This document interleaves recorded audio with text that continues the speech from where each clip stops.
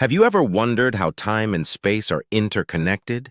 And what role the speed of light plays in shaping our universe? Join us on a mind-bending journey as we explore Einstein's groundbreaking theory of relativity and unravel the mysteries of time, space, and the cosmic speed limit. In today's fast-paced world, our understanding of time and space is constantly evolving.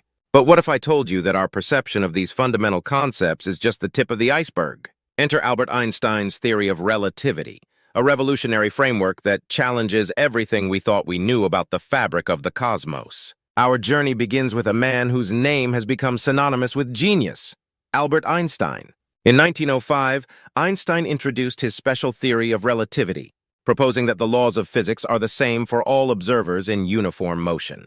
One of the most mind-bending consequences of this theory is time dilation. As an object approaches the speed of light, time appears to slow down relative to an observer at rest. Einstein's theory also predicts length contraction, the idea that objects in motion appear shorter in the direction of their travel. And let's not forget E equals to mc squared, the famous equation that reveals the equivalence of mass and energy.